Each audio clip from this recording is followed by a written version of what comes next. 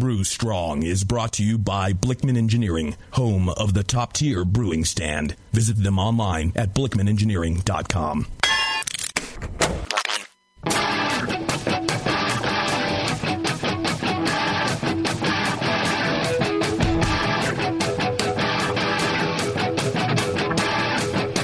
Brewers, it's time for the beer radio you've been looking for. This is the show that dispels myths, tackles the toughest topics, and makes no apologies for geeking out on beer. Hosted by two guys that drink before they think. Jamil Zainashev and John Palmer.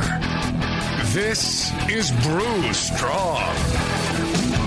Hey, howdy, hey, my brewing brothers and sisters. Greetings. I don't know how, but you say greetings different like every time. Every time. Well, yeah, I try. I'm trying to keep it fresh, you know? Fresh? Yeah. Yep. You know, I mean, I have such a tendency to become such a stodgy old dude that, you know, I try to keep it fresh, keep myself excited, you know, because I know the audience appreciates it. I don't see you as a stodgy old dude. Oh, really? Well, that's nice. Not at all. Not in the slightest. You tend to, I think, be very adventurous and curious and entertaining and, you know, lively and fun. Well, good. That means I'm doing what I intend to do then. Well, of course, that's from one stodgy old dude to another, so there we go. Maybe my level of entertaining and fun is, you know, just so low that you meet that little hurdle. And yeah. You know, I mean, so like, you seem very dynamic. Yeah. The Huda checks. All you gotta say is Huda check, and I laugh. Yeah. They're the bar. They're the some kind of bar. Yeah, the high bar or whatever. Yeah. High, low, limbo. I think of it more as rammed up someone's rectum. That kind of bar. Ah, that's more Huda check to me. Did you get to meet the Huda checks, Steve? Did at I? The conference? I'm not sure. So two little dudes I did. that talk in totally broken did. stereo and really fast, and they're like, da, da, da, da, and then the other one goes, da, da, da, and so and they finish each other's sentences. Yeah, it's really cute. Yeah, exactly. Yeah. No, they're great. They're really fun. The guys with the barbecue, right? Yes. Yeah. Huda checks. Oh, yeah. Yeah, it was kind of funny at the NHC. I slapped a Palmer sticker on each of their backs during club night, and they didn't notice it until the next morning when it's like, "Hey, you got a sticker on your back," and it's like, "Hey, you do too." And so. Yeah, if you had put it on their bodies, they wouldn't have noticed it until they're, got home, yeah. Well, yeah, until like 6 months later when it's time for their semi-annual bath. Oh, well. Yes. Good times. The Huda chicks. The first time I met them was in Florida. Yeah. At the conference. And I'm just wandering around at the beer thingy, minding my own business, and these two guys, waylay me and spend an hour yelling at me and calling me an asshole for winning. And they just went on and on. Oh, they were pissed at the time. Yeah. The Huda checks. Great guys. Yep. But yes, we've hit it off ever since. Yep. I think they were surprised that I wasn't upset that they were yelling at me. Kind of hard. I don't think that they could yell at somebody and have that person take them seriously. No, they're grinning too much. Right. Yeah. Well, who else grins a lot? Grins a lot. Our good friend John Blickman. That's right. And I'd be grinning too if I was making such great brewing equipment. Every year it seems he's got some new radical invention or reinventing of the way that brewing equipment works.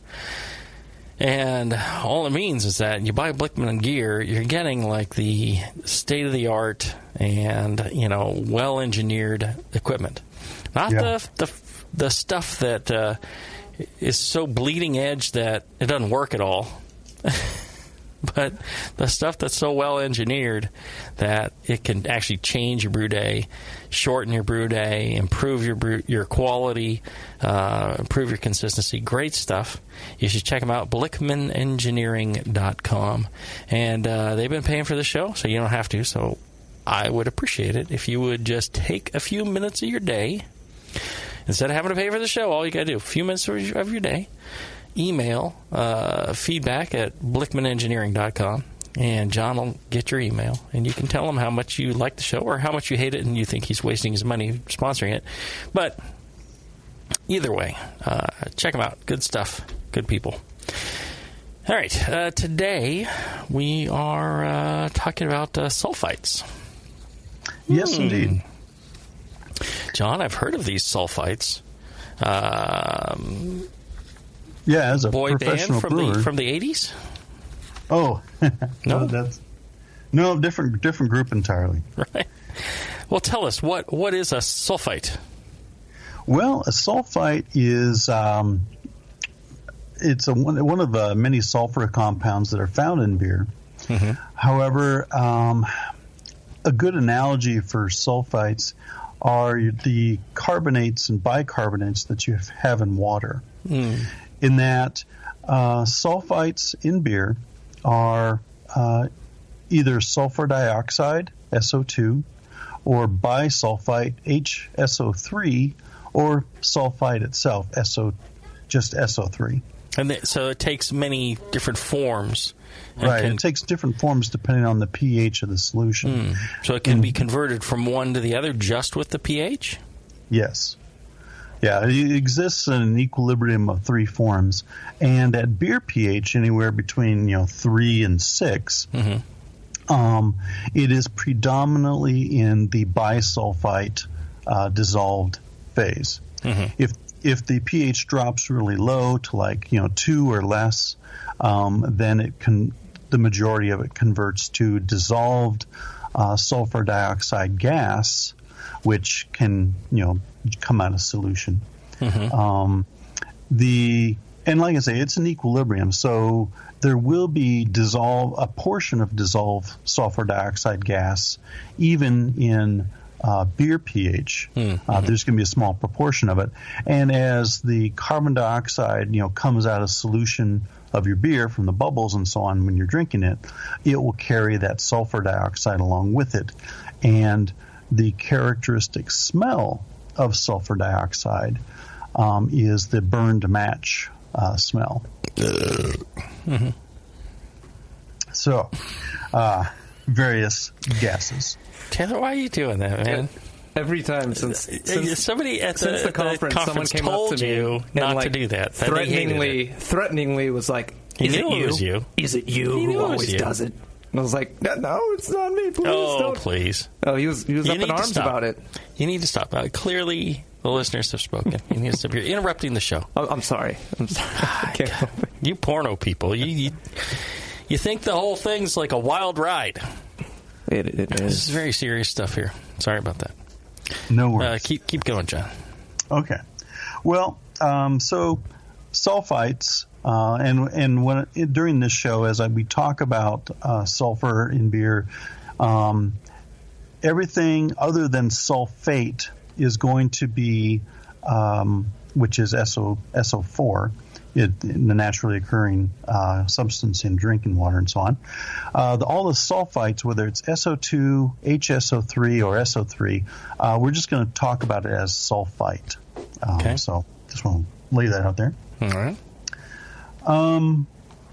So at beer pH, most of it exists as bisulfite. And it is produced by the yeast as part of the fermentation. Now, I wonder, maybe before I get into the weeds of that chemistry, I should start out with a little softer factoid here. Let's see. Start out soft, John. Okay. Well, let's talk a little bit about sulfites, legal limits. In the United States, beverages are allowed to have 10 ppm of sulfites maximum. Otherwise, they need to be labeled as containing sulfites because certain portion of the population, anywhere from 10-12%, can be allergic to sulfites.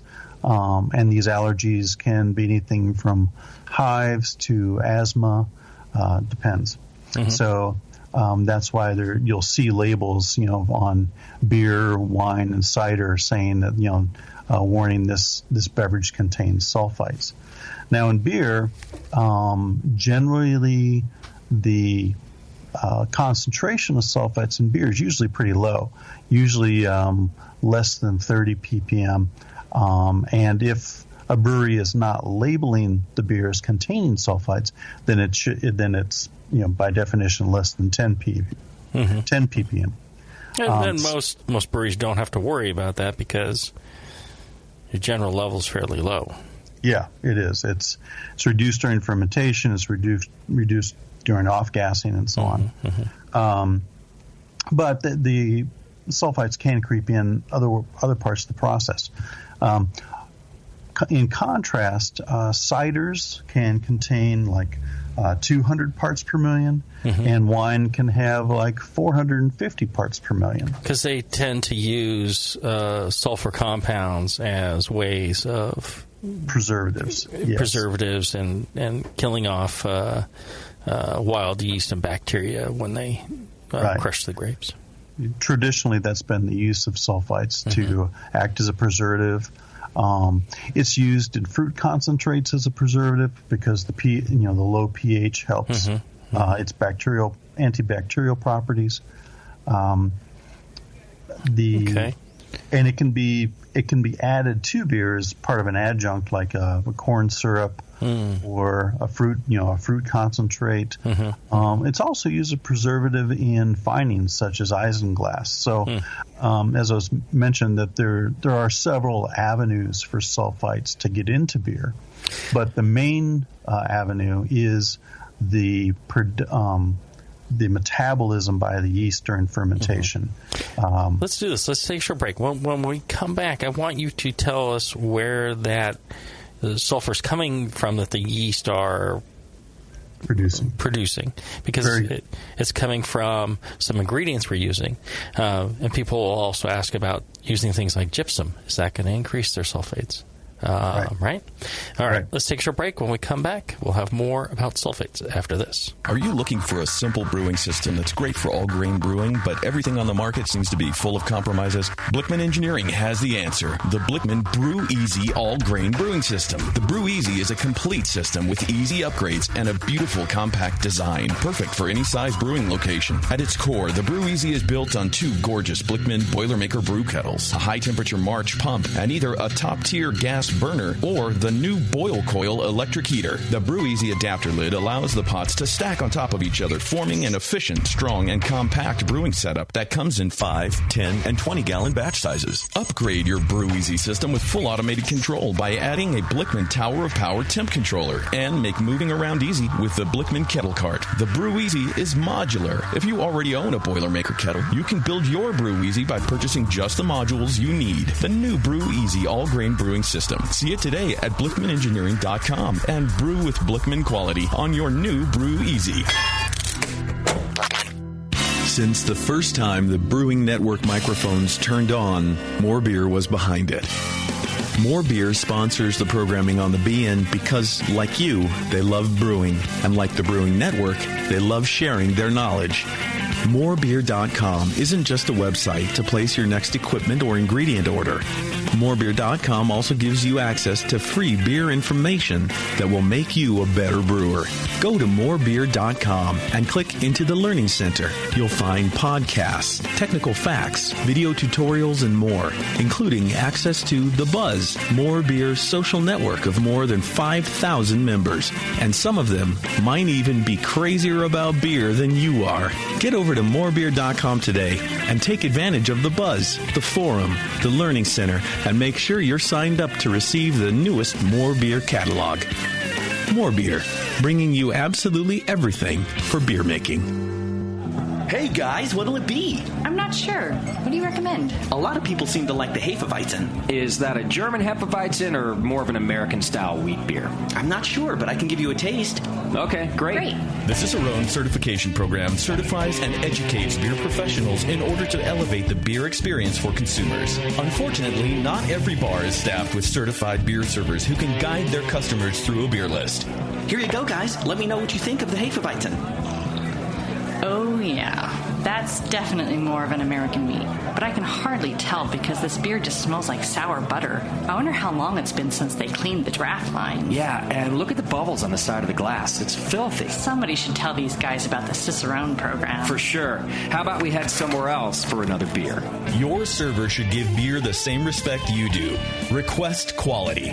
The Cicerone Certification Program offers 4 levels of beer certification, in-person classes, and course books for beer professionals. Check them out at cicerone.org. The Cicerone Certification Program. We know beer. Since 1979, Williams Brewing has offered the finest equipment and freshest ingredients and the best customer service in the business. Check out their brand new patent-pending mash and boil 110-volt electric mashing and boiling unit. This compact all-stainless unit lets you mash, sparge, and boil just about anywhere that has a 110-volt plug. Double-wall construction adds to efficiency and safety, and a precise thermostat keeps temperatures where you want them. Unlike insulated buckets and converted coolers, multiple temperature rest mashing is easy to do, all for under $300. They also feature the Mark II work pump, a magnetic drive high-temperature pump that does the work of pumps that cost twice as much, as well as exclusive Brewer's Edge regulators and quality Keg King kegs and disconnects. Check them out today at williamsbrewing.com to brews their vast selection. Back to the beer guys that make other beer guys look like wine guys. Brew strong. All right, we're back. During the break, we were talking about the stealing of glassware from bars and breweries and stuff. It's an epidemic, I hear. It is insane how much gets stolen. Not unlike branded stuff, unbranded stuff. I'd be surprised, yeah. It's weird. What is wrong with people? Who knows? Yeah, everybody likes to feel a part of the scene. Take a souvenir home. They're unbranded. Yeah, it's just they're just glass. Plain glass.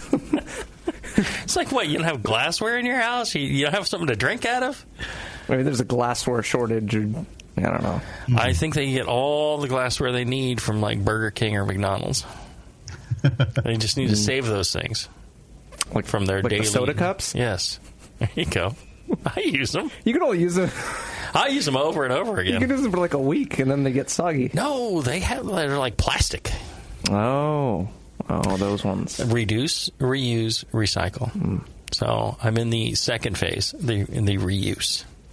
I reuse them until like all the BPA has been sucked out of them into my body, and they've become brittle, and then I recycle them.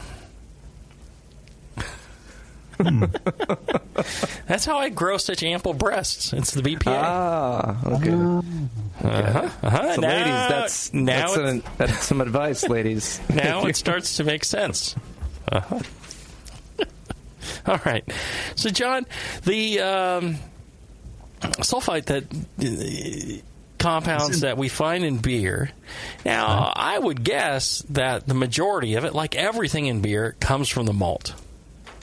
Right. That is the origin of most of the sulfur in beer. But it's not the only source. The sulfates in the water can also be utilized by the yeast as a sulfur source.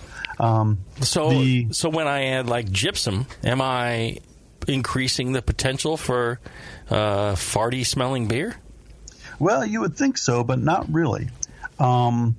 The yeast are very highly regulated little organism in terms of what they take in and utilize.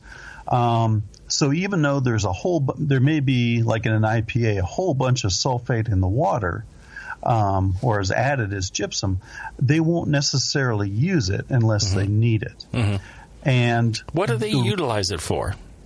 Well, they use it in creating 2 of the group B amino acids, cysteine and methionine, if I'm pronouncing those right.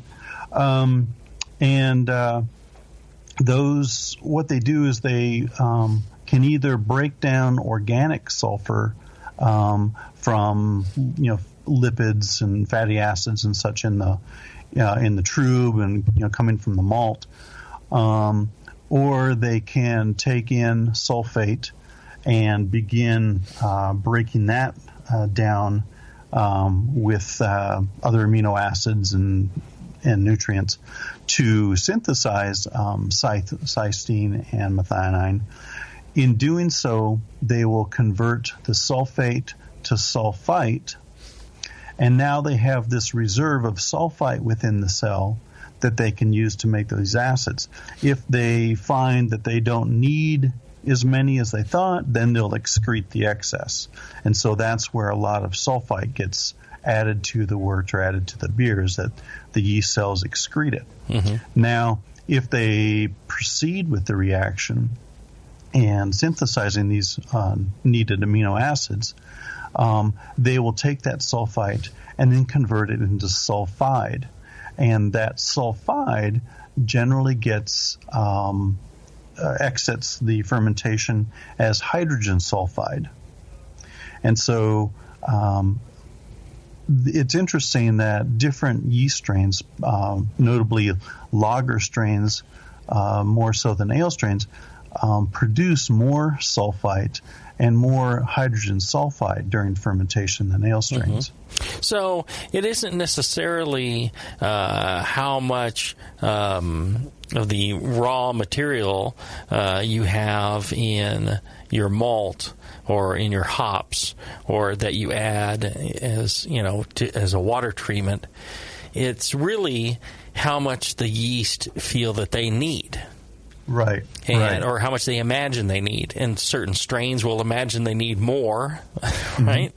And then dump more into the beer at the end, or, utilize more. Yes. And then, so, that's the yeast side of the equation. As you mentioned with your hops, sulfites get added to hops a lot as a preservative, and to help them keep their color. So, depending on how the hops were processed, you could be adding a fair amount of sulfites in with the hops. You could be adding it as part of your finings preservative. Is that common? I don't know that. Well, it used to be. Okay, because I don't think they do that today, because every hop plant I've visited, whether it be whole cone, where they just take the cones and then once they're dried and cooled down, they just smash them into a bale. And then the pelletizing, they just take those bales, break them apart, and put them through a hammer mill, and then extrude them. I haven't seen any addition of anything. All of the journal papers that I've been reading up on regarding sulfites. From the 1930s? Well, no, these are from like the 1990s. And since, but all of them mention the sulfiting of hops is just kind of a standard practice, but I think it probably has decreased. I would say this, that it could be in the field. So not in the processing, but in the field as a pest control. That is true, yes. As against various organisms that are detrimental to the hops, they would do a sulfur treatment. Yeah. So I could imagine that. Sure. Okay. So you've got the yeast producing sulfite, potentially also producing hydrogen sulfide. You've got sources of sulfite elsewhere in the wort, maybe from the malt, maybe from the hops, maybe from additives that have been put in. And in general, brewers have looked on these sulfites favorably as antioxidants. In fact, when we talk about adding metabolite sulfite to brewing water, to knock down the chloramine and chlorine in the water, then that's another source. If you were to over-sulfite your brewing water, that would be another potential source of sulfites. So they're there. They're regarded as antioxidants, and they do serve a definite antioxidant role in beer because sulfites preferentially bond with aldehydes and carbonyls, and such as acetaldehyde and trans-2-nonenal.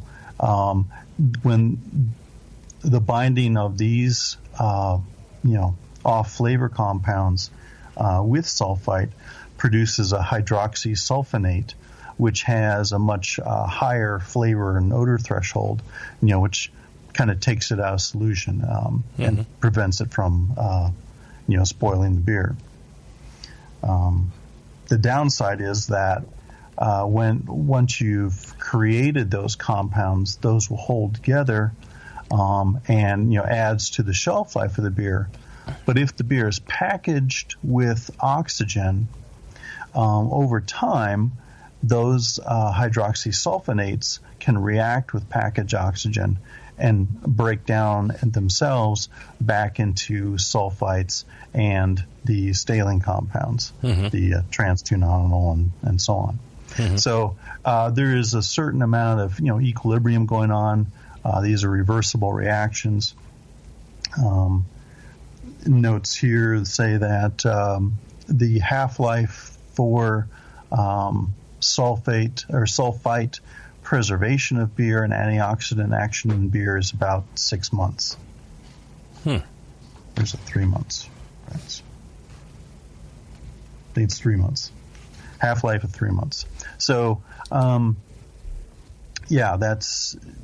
they are a preservative, but kind of a double-edged sword. You can get, some preservative action, but you can also get the burned match smell later on. All right. Let me tell you. I bet you if anyone knows about sulfites and fermentation and the production of sulfur in your fermentation, it would be those good folks at Great Fermentations. Oh, yeah. I went out and visited them. Some really knowledgeable people. Knowledgeable and super nice. Great customer service. I was very impressed. They got 2 stores. I went to both of them. Well-stocked stores, clean, well laid out, a great engaging crew. If you're anywhere around the great state of Indiana, I would suggest stopping in there and checking them out. It would be worth the drive. I met some people that drove like 4 hours to go there because there wasn't other shops in their area. And I'll tell you, I would say it's worth the drive. And you don't have to necessarily drive because they are on the web. They've got them on greatfermentations.com. They've got the full range of Blichmann products and the full knowledge of Blichmann products. Probably better than anyone in the industry other than Blichmann himself. That's Blichmann's homebrew shop, is Great Fermentations. Top-notch customer service. Go check them out. You can check them out on Facebook, Twitter, all that stuff. Every once in a while when they have some super exciting thing like me coming by to sign books at their shop or Palmer going by to sign books at the shop or whatever, they will post that on there, and so you can find that. So check them out, greatfermentations.com.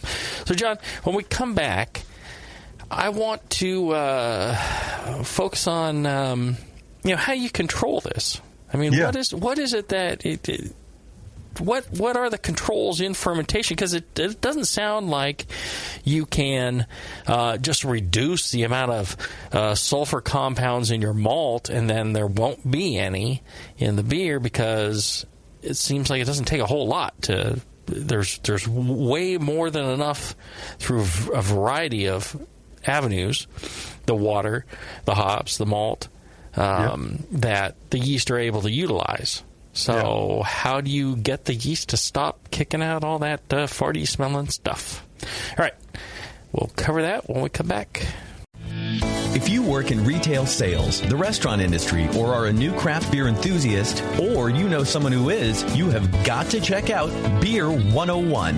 Beer 101 is an online course created for anyone wanting a quick introduction to the vast world of craft beer. Beer 101 covers the history of beer, brewing ingredients and processes, vital stats like ABV, SRM, IBU, and gravity, styles, tasting, glassware, and pairing beer with food. The Beer 101 course is offered by the Brewers Association at craftbeer.com, also home to the truly awesome Beer Style Finder, a visual guide to every beer style. Quickly play with color, bitterness, and alcohol content to interactively explore the entire world of beer styles with a gorgeously designed interface to your favorite beverage. The new Beer 101 course and new Beer Style Finder are only available at craftbeer.com. Craftbeer.com, celebrating the best of American beer.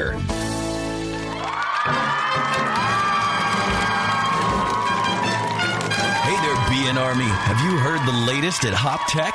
Since Hop Tech has doubled in size after a huge expansion, Jade and Roberto can stock even more of the best quality homebrewing supplies and equipment. Over 60 kick-ass varieties of hops and malts, monster truckloads of quality brewer's yeast, including White Labs, Y-yeast, and multiple dry yeasts. They even have all grain systems from Grainfathers and Ruby Street Brew Systems, thanks to Jade, the brand new all-grain brewer. And don't forget about their 10% discount to all BN Army members. Jade and Roberto are waiting for you and all of your brewing questions over at hoptech.com. Hoptech, totally not sucking since 1983.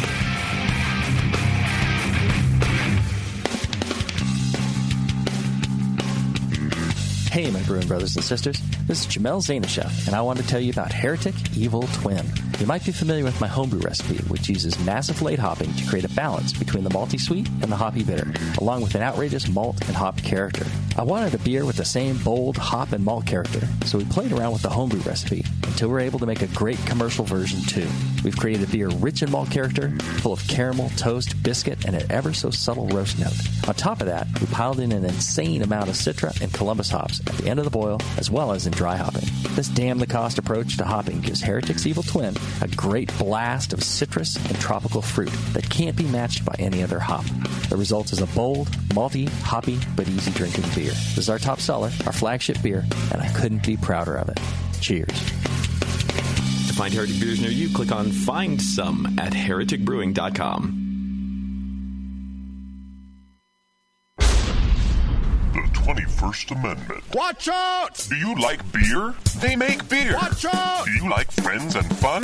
They make friends and fun. Watch out! Do you still like to have a good time? The 21st Amendment. Watch out! The 21st Amendment in San Francisco, located at 563 2nd Street, 2 blocks from the building where baseball is seen and played. Try their beers in the pub or try them in the can, featuring Monk's Blood. Made with real monk.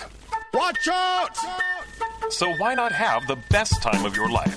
Go to the 21A and Sean O'Sullivan will personally greet you with a can of Monk's Blood. The 21st Amendment. Watch out! This advertisement is not in any way affiliated nor associated with the 21st Amendment Bar and Pub, nor its subsidiaries or affiliates. This telecast is not copywritten by the 21st Amendment for the private use of the Brewing Network. Any use of this telecast without Jamil Zainashev's consent is prohibited. Suck it, JP. Are you a member of the White Labs Customer Club? If not, you should be. It's the easiest way to earn free stuff for turning in your old homebrew labels from either Vials or Pure Pitch. All you have to do is save your labels and redeem them for things like free yeast, an exclusive White Labs t-shirt or sweatshirt, and even the opportunity to brew with the yeast man himself, Chris White. Signing up is easy. Just go to whitelabs.com/customer club, fill out the registration form, and then mail in your labels. They will return the favor by sending you awesome White Labs swag. Go sign up today at whitelabs.com/customer club. White Labs, pure yeast and fermentation since 1995.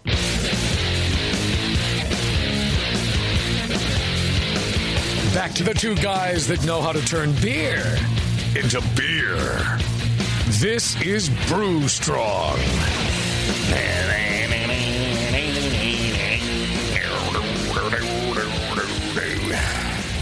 All right. We're back. Yes. So, John, tell me, how is it that we reduce the sulfur that the yeast utilize in fermentation? Glad you asked. Well, it's very simple. You just have to control the fermentation, and you're done. Mm-hmm. That's it. That's all. Perfect. I think we can end the show now. Yeah. Okay. How does one control fermentation to minimize sulfites in the beer? Although Taylor looks a bit confused, or Porno Steve there. We don't even have the cameras on this time around. How are you watching me? I can feel your presence. Perhaps we should explain? Sure. All right. Explain away. All right. Well, like I was saying earlier, the sulfites are utilized in the production of sulfur compounds, namely sulfur-containing amino acids for the yeast. Mm-hmm. And the two amino acids that the yeast need are cysteine and methionine, which are group B amino acids, which and if you've ever seen one of my talks about maturation, I talk about the group B versus group A amino acids there. Mm-hmm. To summarize, the yeast have these amino acid nutritional needs as they're going through their growth and reproduction. The various amino acids in the wort are characterized into four groups. Group A are taken up first. Those are like the high priority. Mm-hmm. And they will take those up in preference to any other group. Mm-hmm. Once the group A are exhausted, they will start looking at the group B amino acids and the group C amino acids. Mm-hmm. B gets a slightly preferential treatment compared to C. And it's kind of like when you're getting on an airplane, they're going to call in group 1, Mm-hmm. Okay, all those group are done. Group B. 2, and then flown southwest. Yeah. A, B, and then C. Yeah. And then some other group 1 comes along, and they get the preference to go ahead of you. Have to cling to the wing. Yes. So I think we did a show about the amino acids and the group A, B, and C as well. Okay. Mm-hmm. So just a little reminder. Right, so from a yeast cell's point of view, they're looking at their nutritional needs and saying, do I need to create these amino acids, or can I just take in what's here? Mm-hmm. And break that down. So the yeast are looking at the sulfates in the water. They're looking at the lipids and trub in the wort, and then taking in sulfur or synthesizing it as necessary. So all of this is a function then, therefore, of the yeast growth. Mm-hmm. So the faster the yeast need to grow, and that's usually controlled by temperature, mm-hmm. The more they say, okay, I've got tons of nutrients and it's warm and I can grow really fast, the more sulfites, the more metabolism they'll undergo, and the more sulfites they'll generate. Mm-hmm. If you control growth, just like controlling growth to limit diacetyl or acetohydroxy acid production, you will also reduce the amount of sulfite that gets produced in excess and the amount of sulfite that ends up in the beer. Uh-huh. So how do we control fermentation? Well, good aeration. Anything that doesn't stress the yeast. So good mm-hmm. aeration, mm-hmm. Temperature control, keep that growth rate moderated. Not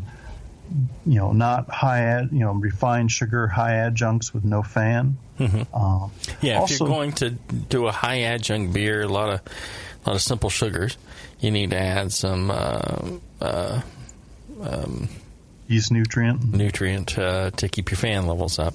You don't want to go overboard on fan, because that will cause its own set of problems as well.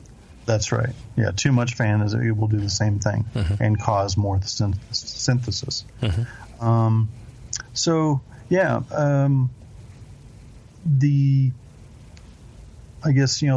If just putting in context of a good, healthy fermentation, will reduce the overall amount of sulfite that gets input to the wort. Then looking at the beer post fermentation, oxygen exposure is important.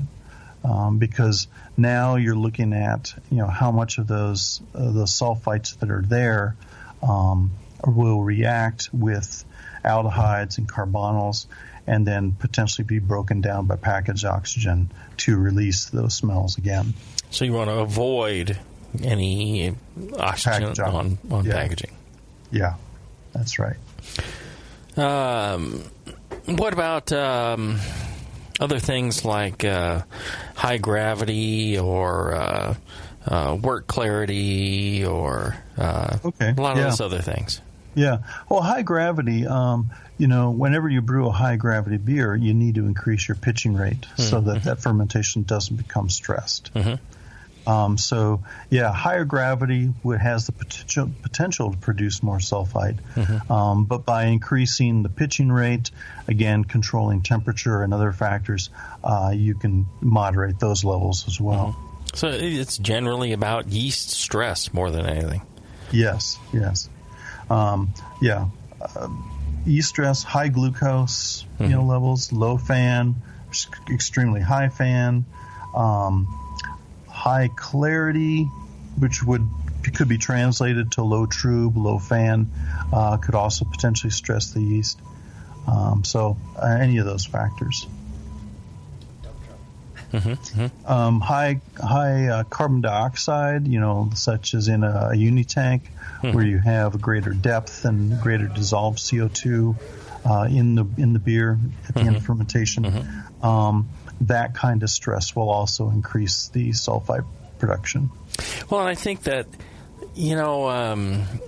so when a lot of people made a big thing about turbidity, a lot of carryover of cold break into the fermenter made the yeast, more active and, this, that, the other thing. And they were saying, well, it's, because there's all this other, amino acids in this cold break material then that's what the answer is. And I kept saying no. And I still, to this day, do not believe that. Because there's plenty. I mean, your wort can be almost brilliantly clear. Unless you're going to filter it, there's so much already break material in there that there's more than the yeast could use. And I think it's a similar thing in this case, in that what happens is the break material really just becomes nucleation sites for the CO2.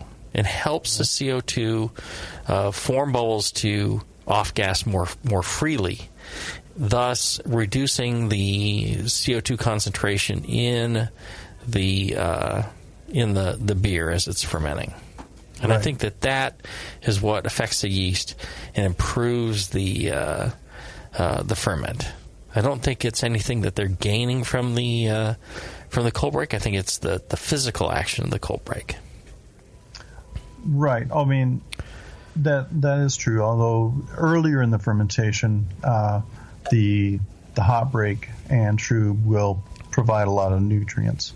Yeah, but there's way more than enough already. Well, I mean, but when people have a giant pile sitting in the bottom, papers that talk about highly turgid worts having cleaner flavors than less turgid worts. Yeah, but again, nucleation sites more necessary, I think. I don't know. I'm not sure that. The papers talk about it, but I'm not sure that they really identified what the mechanism was. Okay. I think that the assumption is that there's some sort of nutrient that they're gaining that the wort is somehow deficient in without it being highly turbid. But you and I both know that highly turbid versus clear wort, the concentration of a lot of these things in clear wort is abundant, more than the yeast can use. They haven't shown that the yeast are taking up the materials present in a clear wort. They haven't shown that is the case. So why does having any more help?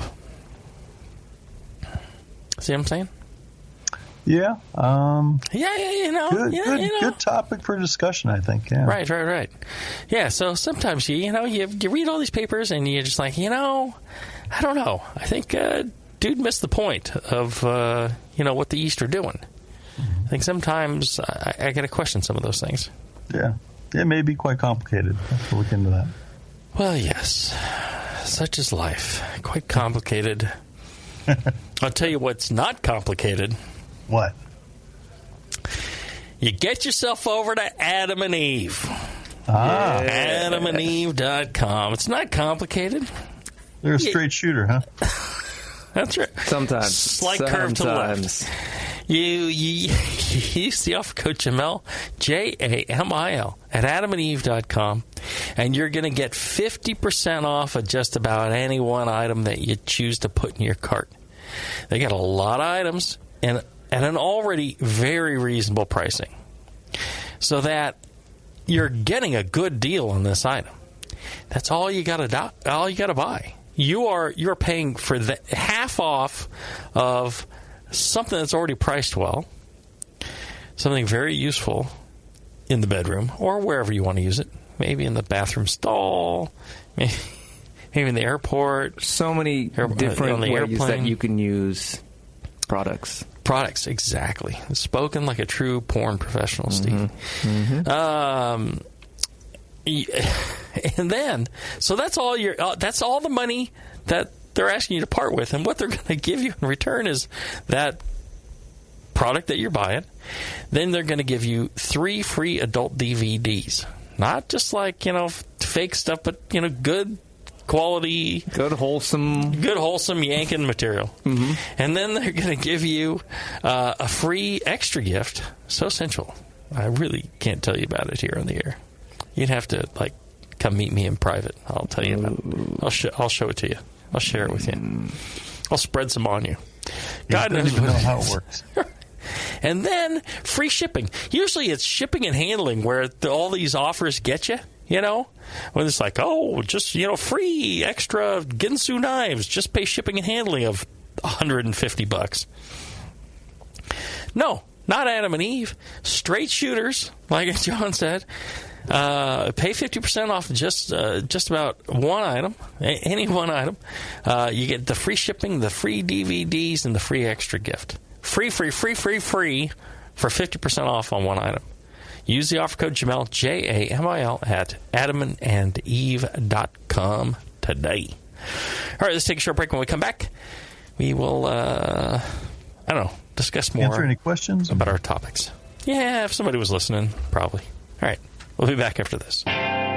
Brewing great beer is a process of continuous learning, and the best books on every aspect of brewing can be found at Brewers Publications, with more than 50 awesome titles like Modern Homebrew Recipes by Gordon Strong, Designing Great Beers, the Ultimate Guide to Brewing Classic Beer Styles by Ray Daniels, American Sour Beers, Innovative Techniques for Mixed Fermentations by Michael Tonsmeyer, For the Love of Hops, The Practical Guide to Aroma, Bitterness, and the Culture of Hops by Stan Hieronymus, and Radical Brewing, Recipes, Tales, and World-Altering Meditations in a Glass by Randy Mosher, plus many, many more. These are the books and the authors with the knowledge to push your brewing farther than you thought possible. And you'll find them all at fine homebrew and book retailers everywhere. And visit the website at brewerspublications.com. Brewers Publications, all the best on beer and brewing. Your support of the Brewing Network means everything to us. We couldn't produce shows without you. And we love giving you something extra for that support. Like Brew Your Own magazine. You already know it's a great brewing magazine full of recipes, equipment how-tos, discussions of beer styles, and brewing techniques. Whether you're new to brewing and just starting out or you're an old pro, you'll always learn something from the articles in Brew Your Own. Plus, there are amazing special issues like plans for building a Brutus 10 system, 250 classic clone recipes, and the Homebrewer's Answer Book. Brew Your Own magazine and BYO.com are awesome resources for any brewer, whether for yourself or as a gift. When you subscribe or resubscribe from the Brewing Network homepage, you directly support programs like this. Get a great magazine and support the Brewing Network. Subscribe to Brew Your Own right from thebrewingnetwork.com.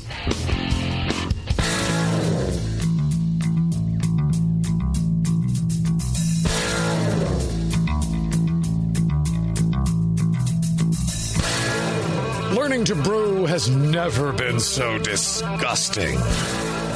This is Brew Strong. All right, we're back. Oh, it's pleasant here in the studio now that I've cranked up the AC to 60 degrees. Justin needs to, sell his electric car to pay for it. Yeah. Didn't even go to 60 degrees. 76. It was 80-something in here. Yeah. And smelled like balls. Sweaty balls. I think it always smells like balls, though. That's true. It's a very male-oriented But you're studio. right. When it's hotter, you definitely notice it a lot more. Oh, yeah. It gets a little ripe in here. I'm just saying. Oof, ripe. Just saying. That's where they store all their hops, too, though, right? the ripe... Trade secret. They don't store any hops here. They have beer. They don't brew any beer here. They just open them. Well, I'll tell you, if you were going to be brewing beer here, one of the things I would recommend right off the bat is downloading the Brew Guru app.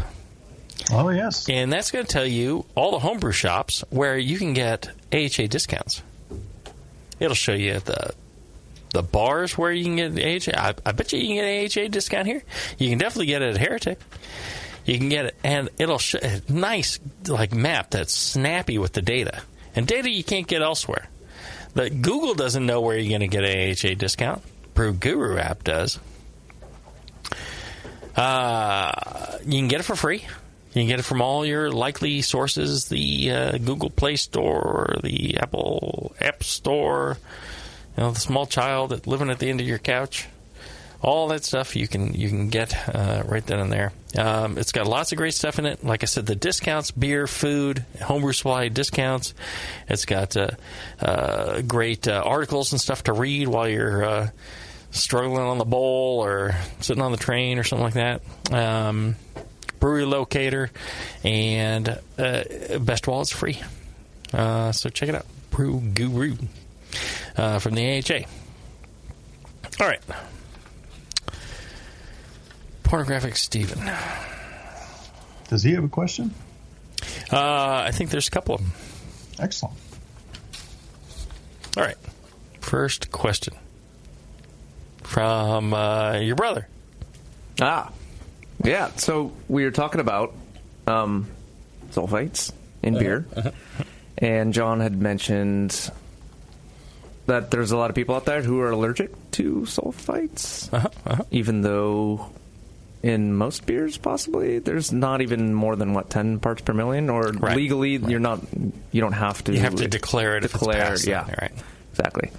So it got me thinking. My brother, he's allergic to sulfates. So I messaged him like, "Have you ever had a beer that made you feel like complete shit? Just one particular beer." He's like, "Yeah, actually, it's always this one." For some reason, he can drink a couple of another and be completely fine. Certain ones, it's like gives me massive headaches. Is it like a lager? Is it? I didn't get that far. Oh, yeah, I need to do more research. Expect you to get far. It happened during the show, so yeah, I was inquiring. Like you're doing so much else. I was investigating. All right. So it was relevant. He didn't tell you which beer, huh? He didn't tell me which beer. I'd wonder if it was, a lager that could, some Belgian ale yeasts will produce a lot of sulfur as well. Right. Yeah. Ale yeast will produce more sulfites with high glucose levels. So, but yeah, generally lagers produce more than ales. As you tend to use a lot more, simple sugars with Belgian ale yeast a lot of times. Yeah. And it tends to be high gravity and all that. I would imagine you could get more just off of that. Yeah. And I imagine there's industrial beers, not craft beers, but industrial beers someplace that where they actually add sulfites to improve the shelf life. And I wouldn't be surprised. Sure. He said it's usually IPAs. Well, it could be from the hops. It could be. Yeah. It could be because you drink too much. It could be the sulfates itself. He may be allergic to hops. That's another possibility. Have you ever had that allergy response? I get this every once in a while. If I drink a bunch of super hoppy beers, and I was just like, it's like a allergic. I get it during JBF. Yeah. When I'm judging IPAs, my nose will start running. Right. Eyes watering a little bit. Yeah, it's just like I've got the sinus congestion and yeah. That definitely happens. Right. Okay. Yeah. Did you have one more question there, Steve? Nope. No, not really. You weren't curious how Jamil is able to generate such noxious amounts of gas? Fumes, yeah. I wonder what his sulfite intake is. All right, so everyone, at the beginning of the show, before we started, I was just like asking John about the sulfur in my intestine and all that. And then what's really funny is John has some notes for the show, and part of it is, and I didn't even see these, these can be broken down in the intestines to produce the original SO2. Basically, hydrosulfonates give nasty farts. It's like, and I was telling Taylor that John and I are a match made in heaven. We are exactly, we're just 2 peas in a pod. And if you see us naked, it's like, oh, look, I see where the 2 peas in a pod comes from. Yeah. 2 peas. Yeah. But the sulfur tends to disperse from us equally. In great volume. Yeah. Yep. We've had to open the windows. No, in Tahoe. I think it was mainly me, wasn't it? Or was it you? It was one or the other. Or both of us were ripping quite a bit. Blickman bought us a wonderful dinner. And then we went back to our room, and we were just farting away endlessly to where we had to open all the windows in the place. It was freezing outside, but we're just like, oh my God, we're not going to see morning if we don't open these windows. Yeah. But so it's not the carbohydrates in the beer, excess carbohydrates that break down and give you gas. It's not only those, it's also these hydroxysulfonates. When they break down, they generate more SO2, that burn match smell. So if you smell that burn match smell after drinking beer, yours were more like roses, John. Really, more like roses. That's what I always thought. Yeah. All right. Good show. If you're listening live, stay tuned. We are going to be coming up on... We're going to talk about New England IPAs next. We're going to have some samples here. Hand shipped fresh from the East Coast. And we're going to have a lot of fun with that. And... I think it's a great show. If you enjoy the show and the work that we put into it, all we ask is that you support our sponsors. Blickman Engineering, Great Fermentations, AHA, Adam and Eve. Go browse their sites, see if there's something you can do there to Sorry, my soul. God damn, Taylor. And especially our good friend John Blickman. Email feedback@blickmanengineering.com. Tell him how much you enjoy him paying for the show, so you get these things for free. And then in the Brewing Network store, thebrewingnetwork.com/store, there's a big special on chain link fence. If you look at a chain off your property, 70% off on chain link. Wow. The logos are embedded in the chain link. So you see the big hop grenade every panel of chain link. That's great. Every 8 feet. It's pretty special. That's great. Just gets better the more you buy, too. That's right. It's a percent. There you go. It is limited quantity, so get there fast and check it out. TheBrewingNetwork.com/store. Everything you buy from there goes to the bottom line of the Brewing Network and helps keep stuff like this on the air for you. Until then, everybody, brew strong. Brew strong.